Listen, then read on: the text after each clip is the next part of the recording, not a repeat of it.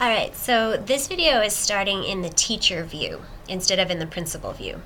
So the observation cycle has been completed, and the teacher can see that the observation report is here and an action is required.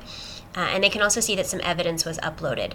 A really important note: eVAL does not send notifications to teachers that there is something new to see. So the teacher is only going to know that the report is there and that there's action required if you tell them. So you need to send the teacher an email, or you need to stop by their classroom and let them know that the observation report is ready. It's really important that you do that as soon as you can, because teachers also have a 5-day window once they've received the report, and it doesn't count as receiving the report if you haven't told them it's there. So that's really important. But they have 5 days that they can respond to the report if they choose to. It's definitely not a requirement, but it is something that they're allowed to do. So please make sure to send teachers those notifications. All right, so the teacher's logged in, and they can see that there's some action required on their observation. So they come down here to view it, and it takes them straight to the report. It tells them when it was shared, and tells them that they have the option to respond. So they can click on View Final Report.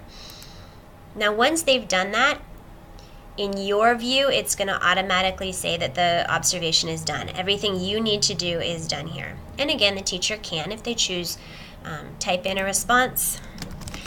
So they may provide some additional evidence there. They may just leave it blank. There's really no requirement about what the teacher can do for their response. But when they're ready, they can submit.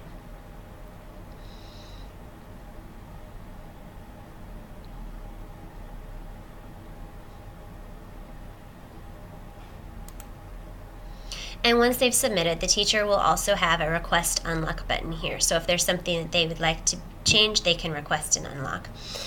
And that's pretty much it from the teacher's side. If they want to, just like you they can make a PDF of the report to save for their files.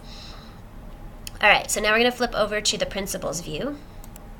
So we're back on the principal's view again, and you can see down here for teacher A that there's been some new activity that you'll want to take a look at.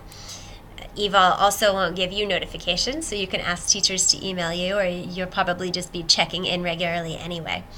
One thing to note is there's an observation timeliness tab right here where you can keep track of all of your observations, and it will let you know what's been done and what remains to be done. So that can be really helpful as you're going through. But let's go ahead and go back to teacher A's observation here.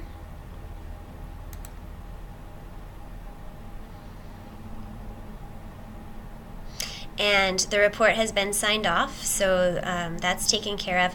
And if you realize there's something else you wanted to code in here, some other evidence that needed to be added, you can request an unlock of the teacher, just like they can from their side. So here you would explain the reason.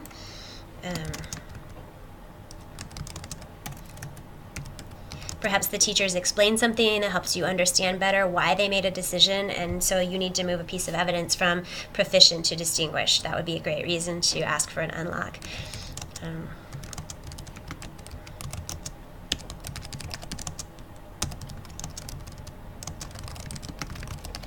So you can go ahead and request the unlock, and then the teacher will need to unlock it before you can make the change. But you can go ahead and send that. Or you could change your mind and say, oh, never mind, I don't really want to change it. But there you go on that. And again, you can click on those timeliness tabs to keep track of all of your observations for any teacher. So those can be really helpful place to keep track of what's happening with each observation.